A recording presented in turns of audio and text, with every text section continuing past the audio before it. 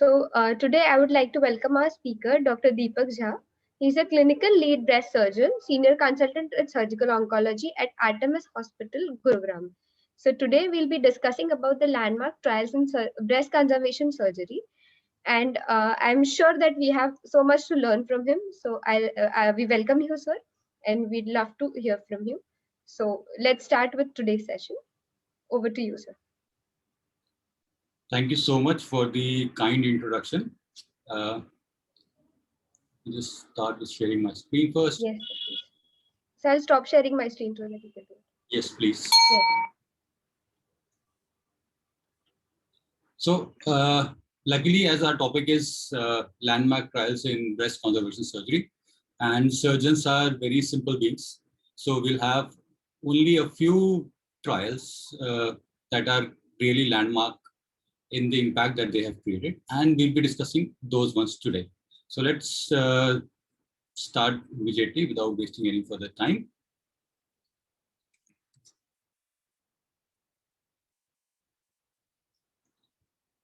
So,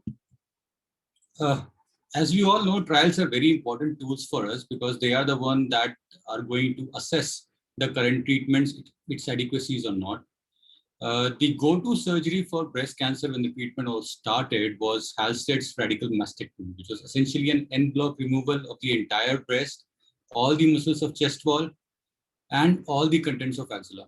And it was done virtually uncontested over a period of 1 century, all in the hope that it's going to lead some cure. But thankfully, the trials that came over have now made it absolute. And that is why these landmark trials are so important, because not only have they led to better cures, but they have also led to a far better cosmetically acceptable endpoint for the patients.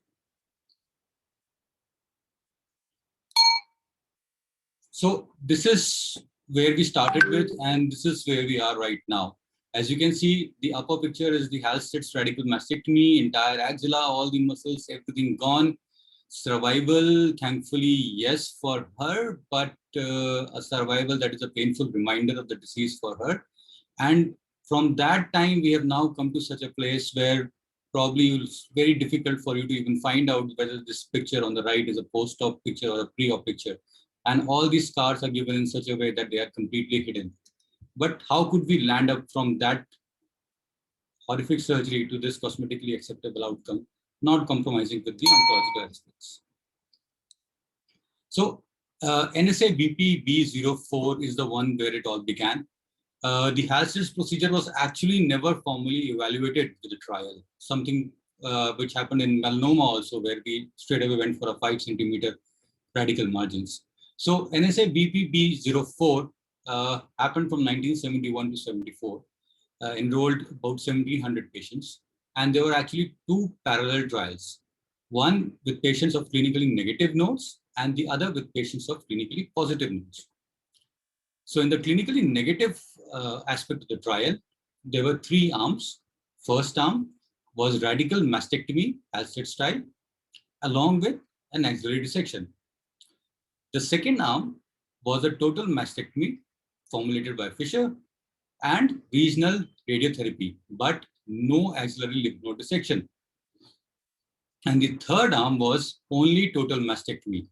These patients were then followed up, and in case their nodes became positive, they were subjected to an axillary dissection. But at the time of trial, no RT, no axillary treatment. In the clinically positive arm, there were a positive side of the trial. There were 2 arms again. First arm, a radical mastectomy as advocated by Halstead, and the second one was a total mastectomy with regional radiotherapy. None of the women in any of the arms, clinically positive or negative, received any systemic therapy.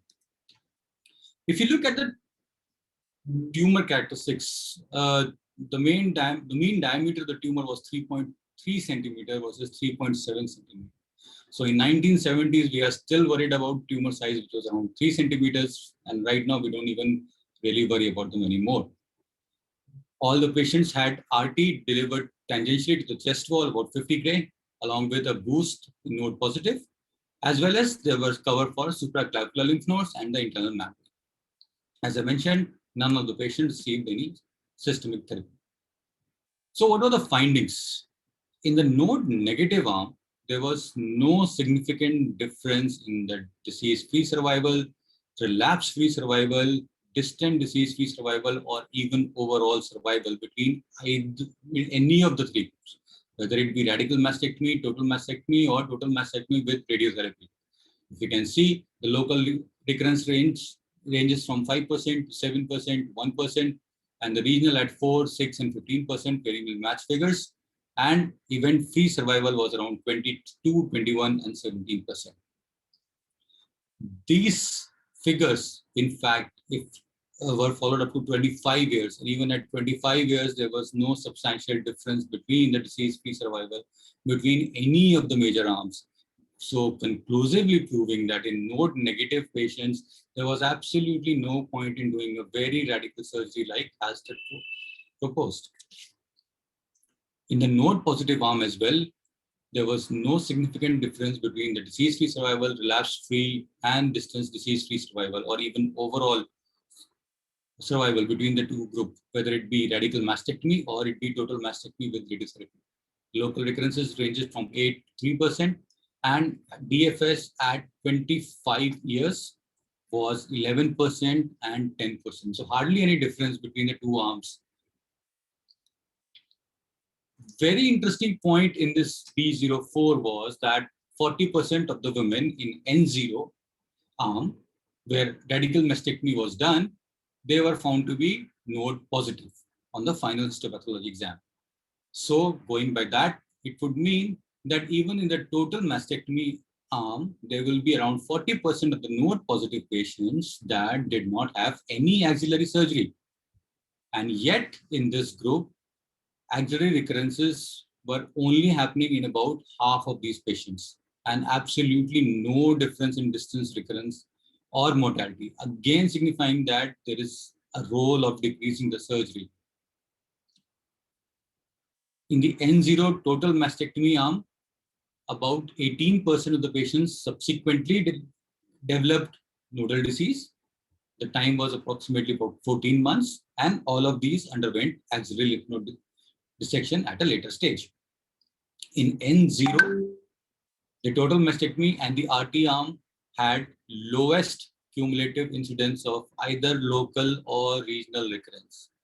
So this trial completely changed all the fundamentals that were there at the time for breast surgery, and it changed the standard of care from radical mastectomy as proposed by Halsted to the total mastectomy as mentioned by Fisher. And it also had a substantial beneficial impact on the patients because the extent of surgery was reduced. Well, he wasn't done as yet. The next important trial that came up was the NSA-BP B06. This was a 20-year-old follow-up of randomized trial comparing total mastectomy, lumpectomy, and lumpectomy plus irradiation for the treatment of invasive breast cancer. The duration of this trial was about 1976 to 84, and it was designed to evaluate lumpectomy, whether with or without radiotherapy, was as effective as a total mastectomy. The choice of the patients were stage 1 and 2, primary size less than 4 centimeters, and they enrolled about 2,000 patients for this trial. So 3 arms as per the design: first arm, a total mastectomy; second arm, a simple lumpectomy; and a third arm, lumpectomy plus radiation. Axillary dissection was done in all the 3 arms, whether it be total mastectomy or lumpectomy or radiation. The radiation that was given was only to the breast and not to the regional nodal area. The node positive patients, they also got adjuvant chemotherapy because with time, there were advances in the adjuvant therapy of the chemotherapy, systemic therapy as well. And a total mastectomy was done in patients returning positive margins on the lumpectomy specimen. With the earlier results at 5, 8, or even 12 years, the patient followed up for around 1800, and there was no significant difference for any of the endpoints among the 3 groups. The the same breast rate of recurrence was 14% in lumpectomy plus RT group versus 39% in lumpectomy only without RT.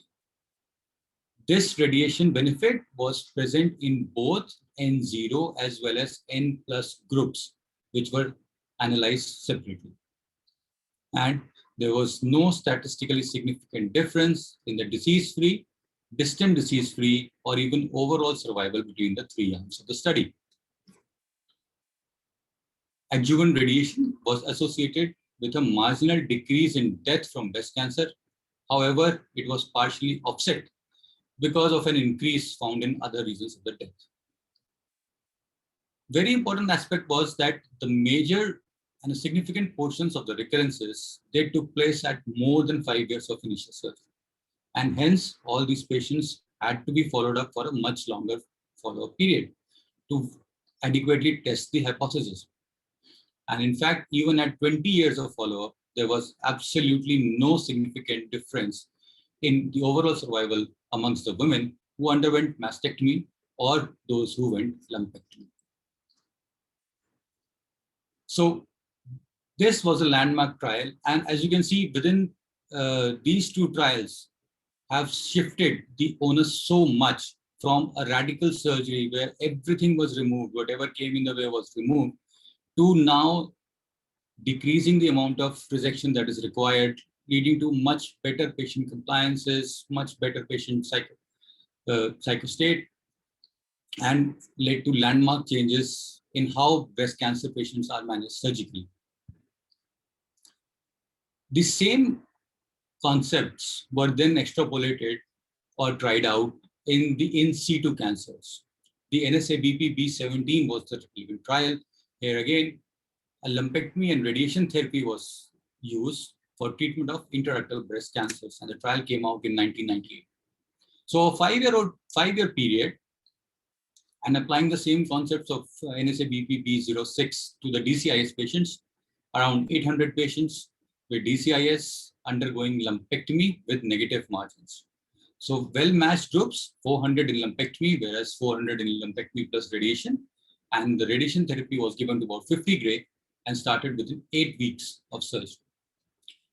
At 8 years of follow-up, the invasive incidence of non-invasive ipsilateral breast tumor was in favor of RT group, around 13% versus 8%, and the overall survival was nearly same in both the groups, whether be it lumpectomy or lumpectomy with RT group. So as you can see, the invasive tumor is around 13%, non-invasive 13%, and overall difference between lumpectomy and lumpectomy plus RT group was 26 versus 12%. So again, going in favor towards lumpectomy plus RT. To go further down, whether we can reduce our therapy even more after establishing that surgery can be reduced to a negative margin lumpectomy, a further effort was tried to find out a group if we can even reduce the radiation required with a lumpectomy. So a favorable group of patients more than 70 years of age were considered in this group, which was the CALGB 9343 trial. More than 70 years patients, randomized trial, post-op tamoxifen versus tamoxifen plus radiation therapy. Importantly, all these patients were ER positive, stage 1 breast cancers, breast conservation surgery with negative margins. They were all followed for about 12.6 years. And at 10 years, the incidence of local as well as regional recurrence-free survival was 98% in the radiation plus tamoxifen arm versus 90% in tamoxifen only. So patients treated with radiotherapy along with tamoxifen had definitely a longer time to loco-regional recurrences, and recurrences came much earlier in the tamoxifen only arm. But in this age group, perhaps the recurrence-free survival is not as important as probably an overall survival. And in fact, on the analysis, they found out that there were only 21 deaths due to breast cancer, and there were 313 deaths due to other causes. And the 10-year breast cancer specific overall survival was 97% versus 98% in both the arms. So there was hardly any difference. So these are the three main trials as compared where we are trying to decrease the amount of surgery required for the breast cancer and how the role of breast conservation therapy, lumpectomy with negative margins were established. Now, the second aspect of a breast cancer surgery is how do we stage axilla. So an axillary lymph node dissection was considered not only for staging purposes, but also for recommendation of the adjuvant therapy, as well as to provide a regional control. But as we all know, an axillary lymph node dissection has got quite a few potential morbidities, lymphedema, shoulder dysfunctions, pain, paresthesias, and a slow comeback to normal activities. And if we consider that the rate of nodal metastasis is only about 20 to 35%, so that would mean that probably 65 to 80% of patients were going in unnecessary radical axillary surgery.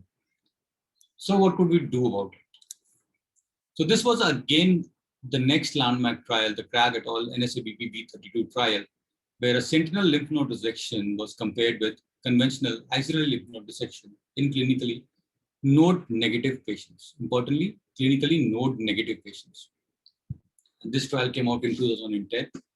Sentinel lymph node biopsy was actually a very old concept and it was introduced in 1980s, especially for melanoma. In this, what we try to do, as you can see in this figure, is that we try to find the lymphatics which take our injectable, whether it is a blue dye or a radionucleotide dye, and it tries to highlight one or two nodes which are the sentinel or the first station of nodes which are going to get affected by the tumor. These two nodes are identified and then sent over for examination. And in case they are negative, then there is no need to remove all the rest of the lymph nodes in the axilla. So in this trial, about 5,600 patients, clinically node negative, were taken. Group 1 was sentinel lymph node biopsy, and this was followed by an axillary lymph node dissection. And in group 2, a sentinel lymph node biopsy alone was done. However, if the sentinel lymph node was positive, they proceeded with the axillary dissection. These two groups were again very well matched with respect to systemic therapy as well as radiation and age, clinical tumor size, as well as the surgical treatment that the groups received. And lo and behold, there was absolutely no difference in regional control of the disease, and the overall survival at 8 years was 91.8% versus 90.3%. And there was no difference in the disease-free survival as well. Pain, edema, range of motion, sensory deficits, they were much more in the axillary dissection arm as compared to the sentinel lymph node biopsy arm. And as you can see the graph, survival is barely any difference. So this is what it has done.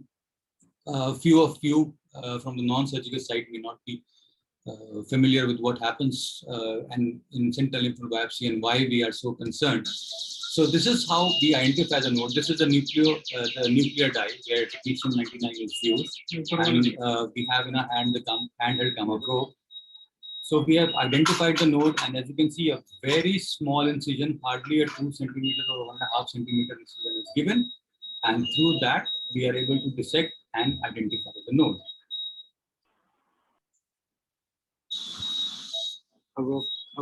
This is barely enough to actually send in your fingers, and once the node has been identified, as you can see inside, you can see this tubular structures, that is the lymph node. This is dissected out.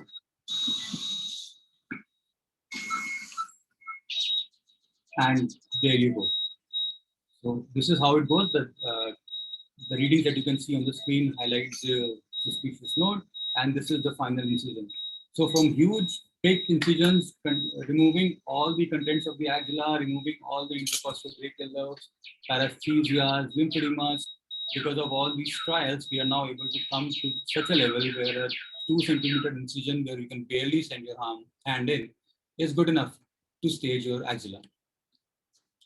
Now, the next two trials are very important because they are taking things even one step further.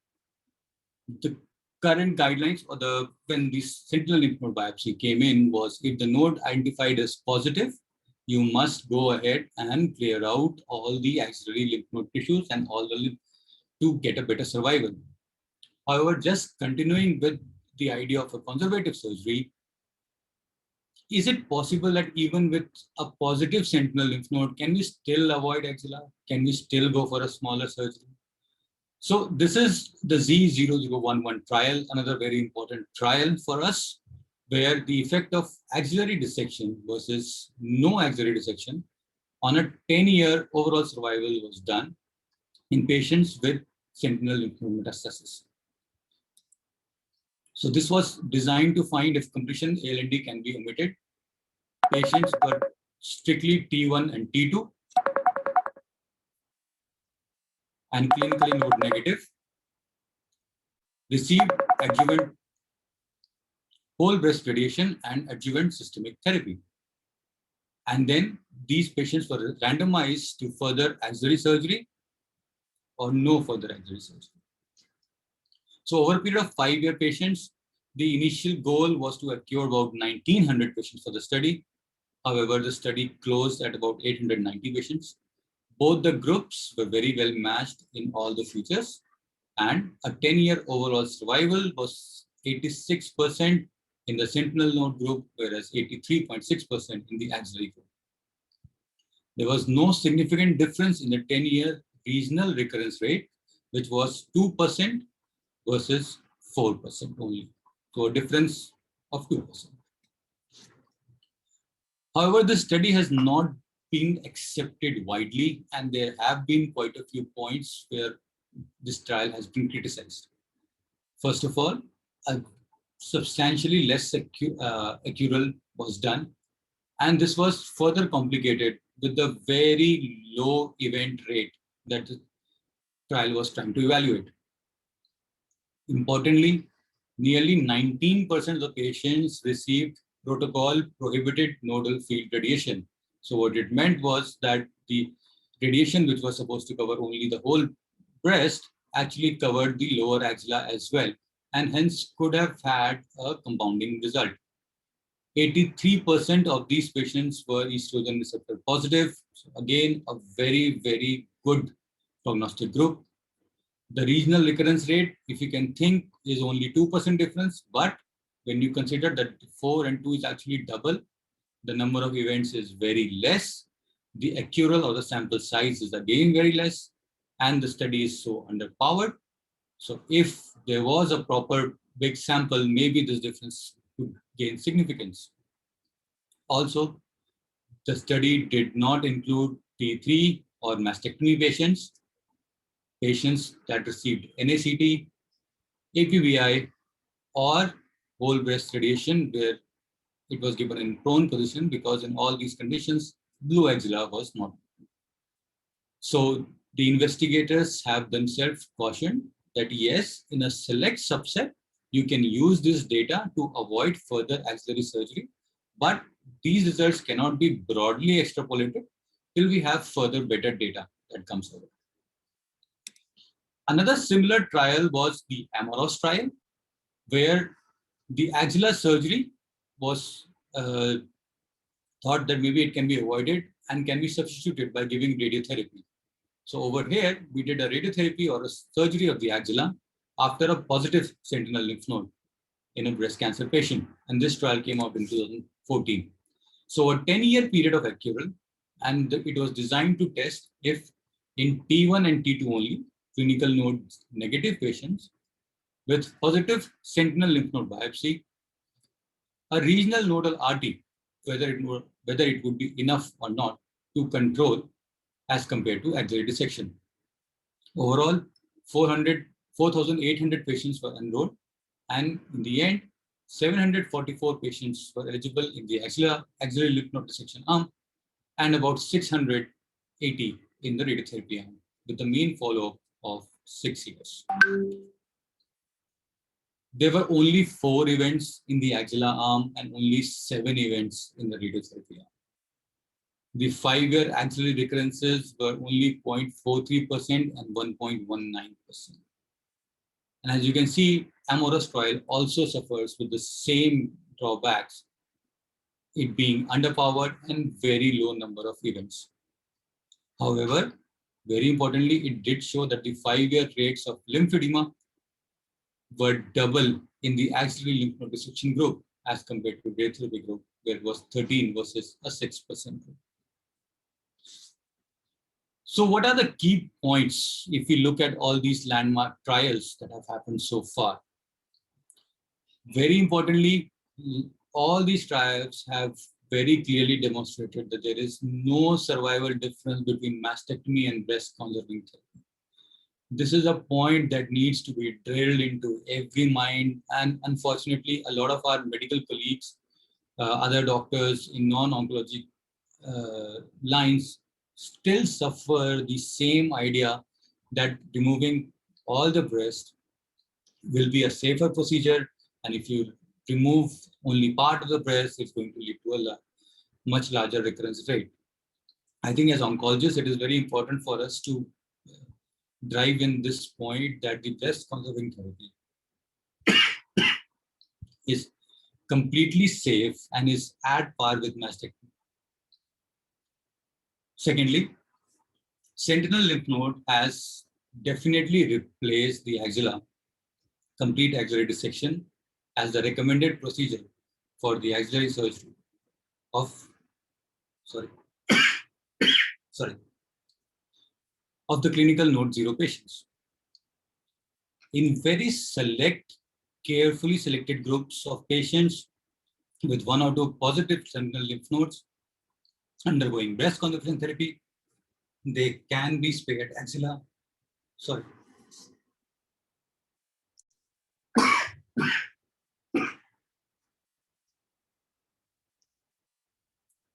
in very select group of patients, we can even go further and not do an axillary surgery even with a positive sentinel lymph node, and it will have no impact on the local regional recurrence. But again, these have to be carefully selected and must match the criteria that were selected in the original trials.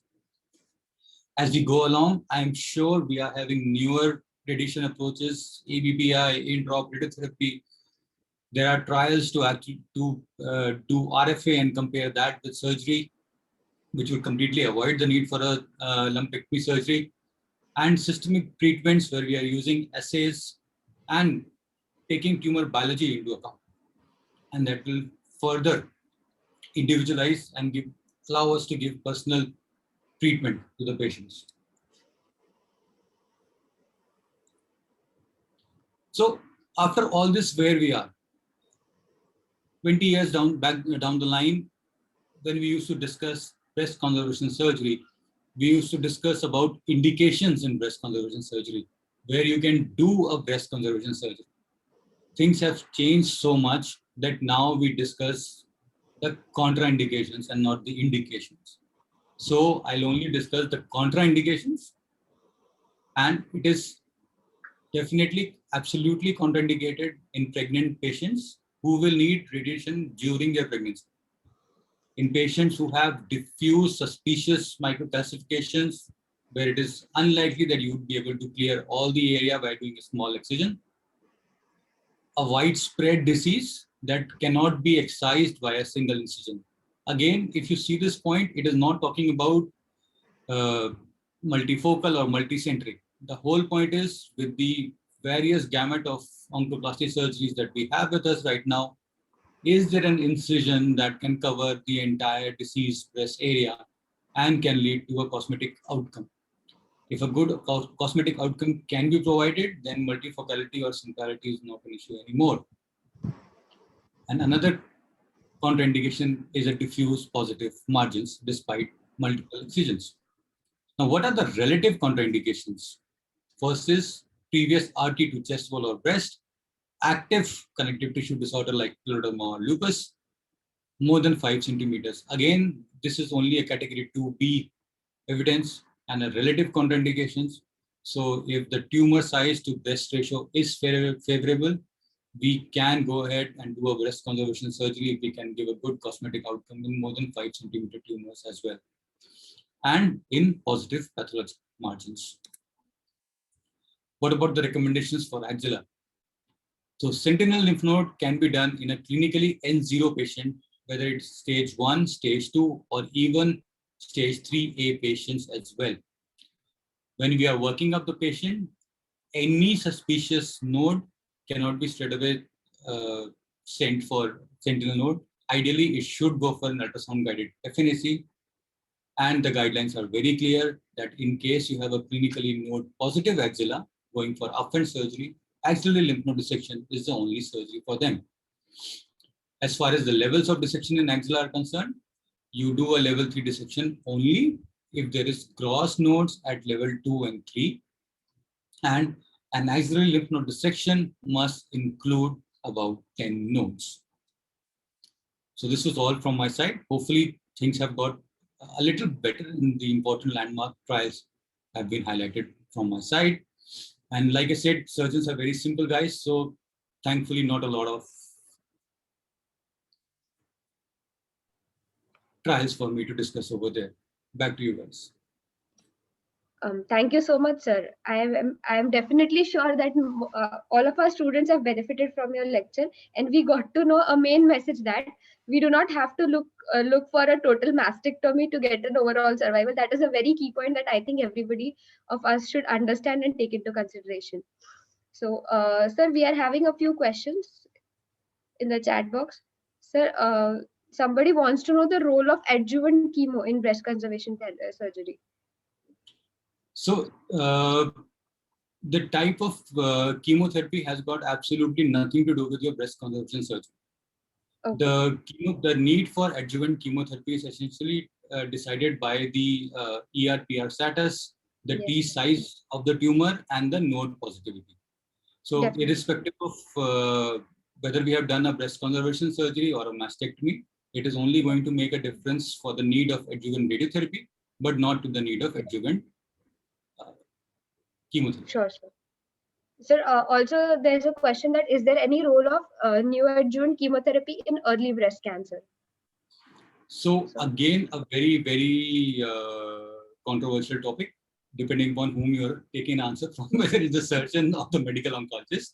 There have been a few trials that have shown that yes, even in T2N0 tumors, you can go for neoadjuvant therapy. However, if we delve slightly deeper into those trials, a lot of majority of those patients did not have T2N0 disease. They were just a part of the bigger trial. If the tumor profile is favorable, ER/PR is highly positive, luminal A, you can definitely go in for surgery upfront. In case if you feel that the patient is young, ER/PR profile is not favorable, it's a triple negative cancer, then yes, a role of neoadjuvant therapy can be provided. However, we have to be very clear that so far there have been very few trials that have actually shown a survival benefit for neoadjuvant therapy. It is mainly to see the decrease in tumor size. Okay, thank you, sir. Sir, there is another question about the margin assessment if breast conservation surgery is done after neoadjuvant chemotherapy. So how do you go ahead with that? So the reason why I've not included margins in this, because the margins have been mainly about consensus statements rather than very major trials. For the newer role is that if the tumor has gone down, especially in the TNBC group, your excision margins can be reduced. There is no need to do a very big surgery, and you can appropriately decrease your tumor size. But then again, you have to be very careful regarding what is the residual tumor type. Is there any positive tumor residual or not? Is it a patchy, or what is the kind of response that you've got for neoadjuvant? Okay, thank you, sir. Sir, there is another question. The consensus statement of no ink on tumor does not apply to patients treated with neoadjuvant chemotherapy. So again, like I said, for patients with NACT, no ink of tumor, it's a consensus statement that is given where you can actually see the tumor, right?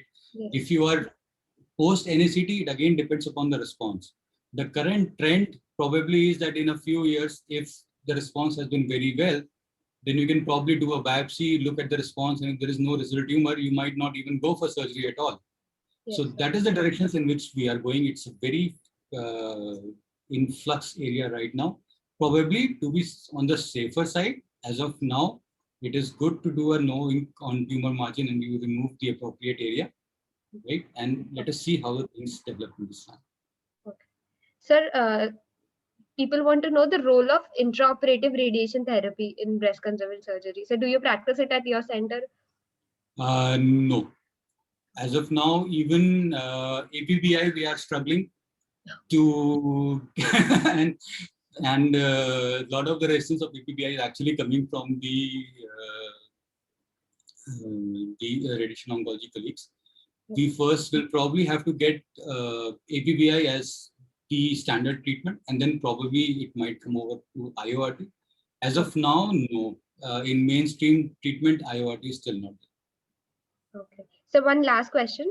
There's a role of pre-chemotherapy axillary node marking. So what is the role of? Yes. So this is the area where we're talking about whether or not we can do a sentinel lymph node biopsy in the patients that have received neoadjuvant chemotherapy. So pre-chemotherapy. Yes. The reason why I've stayed away is because that itself is a completely different topic altogether, where we discuss the two fields of N0 as well as N+. So role of pre-chemo axillary node marking will probably come up in N+, where the node has been positive. So we must ensure that we have to remove that node. That is why there should be a pre-chemo axillary lymph node marking, which has come out to be positive. Whether it can be done by a clip, or it can be done by a radioadjuvant seed, or it can be put in by a dye. But that is not the only indication. If you want to do a sentinel lymph node in an N+ patient post NSCT, you have to remove at least 5 nodes. You have to ensure that you are using a dual technique, not a single technique. And then again, you have to ensure that this pre-chemo marked node must be removed. Thank you so much, sir. I guess that's all with the questions. Sir, we have one more question. How common is the practice to clip the tumor bed? Is it routinely done? As they do have any implications from radiotherapy perspective.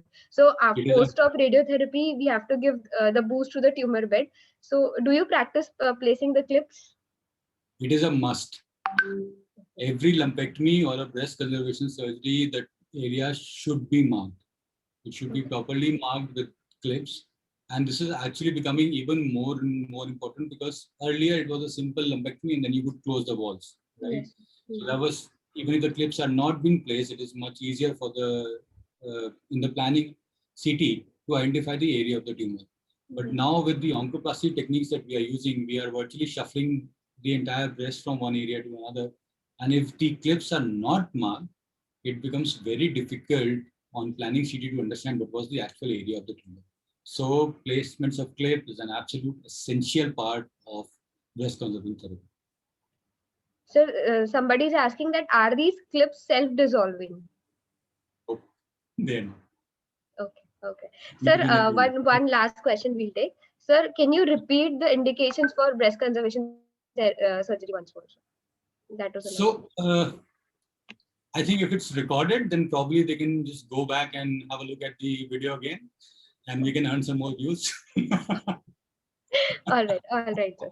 So that's it. That's all for the questions. And thank you so much for your time. And your lecture was extremely valuable and helpful for all of us. So we got to know a new perspective from a surgical point of view. And I think everybody of us will benefit from it, definitely, sir. Thank you. Thank you so much. Thank you so much, sir. Thank you. Thank you, everybody.